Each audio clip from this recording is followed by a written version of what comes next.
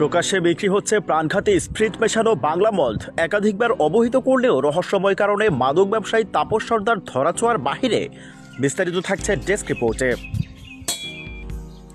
চুয়াডাঙ্গা জেলার জীবননগর উপজেলার রায়পুর ইউনিয়নের সর্দারপাড়া বিমল সর্দারের ছেলে তাপস সর্দার প্রকাশ্যে বাংলা মদের ব্যবসা করছেন। অনুসন্ধানে জানা যায়, তাপস সর্দার বাংলা মদ কিনে সেই মদের সাথে প্রাণঘাতী স্প্রিট মিশিয়ে নিয়মিত বিক্রি করছেন।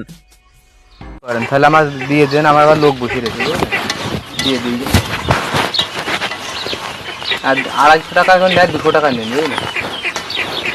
বললেন যে 50 টাকা কম দিয়ে ভাই। আচ্ছা স্যার, নম্বর বলেন। কোনো সমস্যা হয় না? না না না, কোনো সমস্যা নেই। তখন আমার নাম্বার দিয়ে সমস্যা ধরাই দেবেন। তার না তাহলে ইয়ে করেন।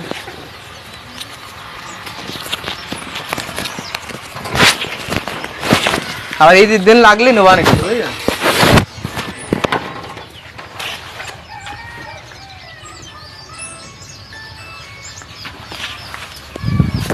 হ্যালো, দাদাটা দিয়ে দেবেন, বুঝলেন?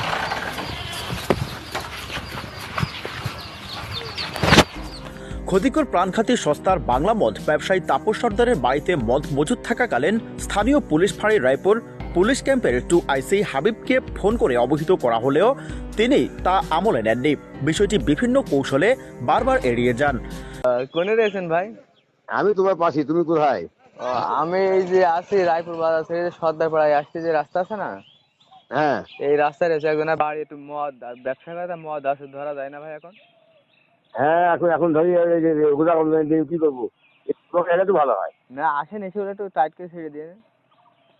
এখন থাক, কোথাও দিন এর সময় ধরি। আর ভাই ওর বাড়ি তো ওইভাবে ওপেন মদ লোক নিয়ে বসে খাচ্ছে আর ব্যস্ত, তা ওর ব্যবস্থা করা যায় না?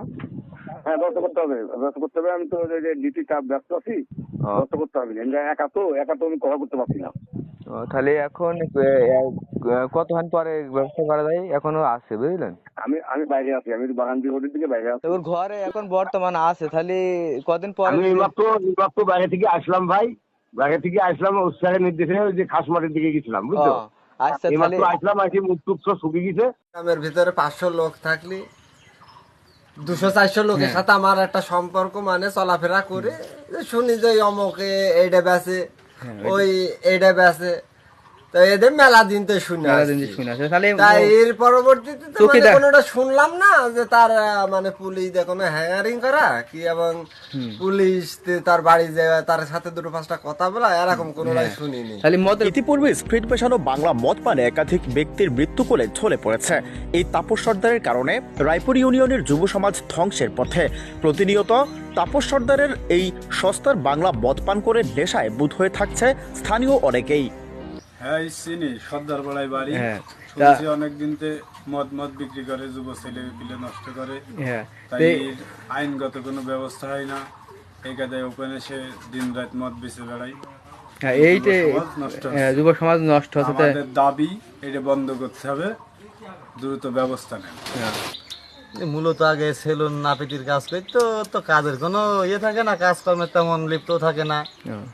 দেখা যায় বিভিন্ন সময় বিভিন্ন তাল বাহানায় থাকে, সময় দেখি ভ্যান চালায়, পাখি ভ্যান, সময় সেলুনে কাজের দোকান বন্ধ থাকে। আবার এখন ইদানিং শুনছি নাকি এই যে মদ খাওয়ার নাকি একটা কাগজ করেছে, কার্ড নাকি বলে, ওইটা করে নাকি শুনছি নাকি একটু বেশি বেশি আনছে এলাকায় নাকি বেচা কেনা বিক্রি করছে।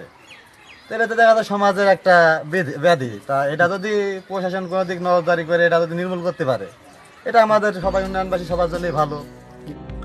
তাপস সর্দারের এই বাংলা মদের ব্যবসা অপ্রতিরোধ কিভাবে? তাপস সর্দারের ক্ষমতার উৎস জানতে চায় জনগণ। সাংবাদিকদের অনুসন্ধানে জানা গেছে, ঈদকে সামনে রেখে বড় ধরনের বাংলা মদের মজুত করেছেন তাপস সর্দার। রায়পুর ইউনিয়নের স্থানীয় একাধিক ব্যক্তি অভিযোগ করে বলেন, আজ পর্যন্ত দেখলাম না কখনো তাপসকে কেউ কিছু করতে পারলো। আমরা আমাদের এলাকা মাদক মুক্ত চাই। চুয়াডাঙ্গা জেলা পুলিশ সুপার ও জীবননগর থানার অফিসার ইনচার্জের দৃষ্টি আকর্ষণ করেছেন স্থানীয় জনগণ। অনতিবিলম্বে এই মাদক ব্যবসায়ীকে গ্রেপ্তার করে অত্র এলাকা মাদক মুক্ত করার দাবি অত্র রায়পুর ইউনিয়নের জনগণের।